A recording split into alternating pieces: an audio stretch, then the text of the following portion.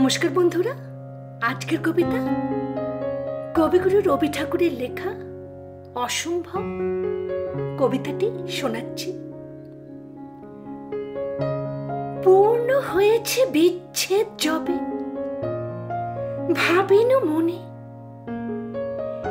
একা একা কোথা চলিতেছিলাম নিষ্কারণে। শ্রাবণের মেঘ কালো হয়ে নামে বনের শিরে,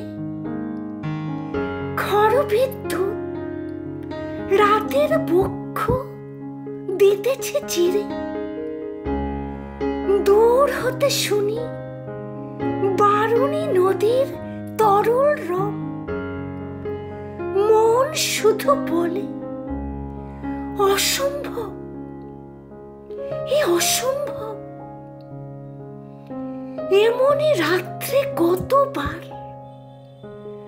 মোর বাহুতে মাথা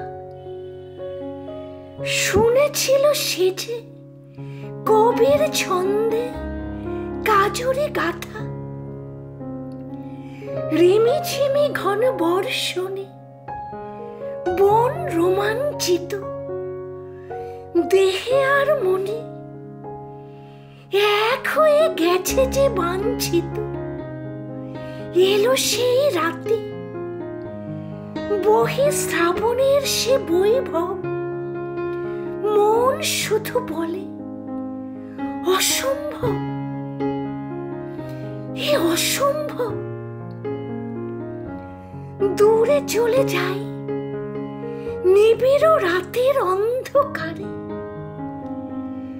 আকাশের সুর বাজিছে শিরায় বৃষ্টি ধারে।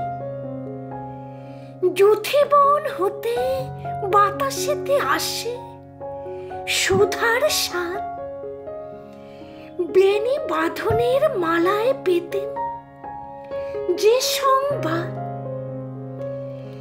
এই তো জেগেছে নবমালতীর সে সৌরভ, এই তো জেগেছে নবমালতীর সে সৌরভ। মন শুধু বলে অসম্ভব, এ অসম্ভব। ভাবনার ভুলে কোথা চলে যাই অন্য মনে, পথ সংকেত কত জানাইছে যে বাতায়নে।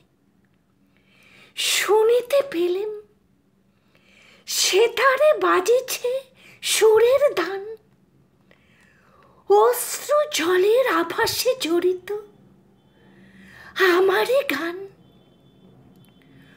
অশ্রু জলের আভাসে জড়িত আমারই গান। কবিরে তেজিয়া রেখেছ কবির এ গৌরব, মন শুধু বলে অসম্ভব, এ অসম্ভব। আমার চ্যানেলটি যদি ভালো লাগে তাহলে বন্ধুরা লাইক, শেয়ার, সাবস্ক্রাইব করে আমার পাশে থাকবেন। আজকের মতো বিদায় নিচ্ছি, পরবর্তীতে আবার দেখা হবে। নমস্কার, সকলে খুব ভালো থাকবেন।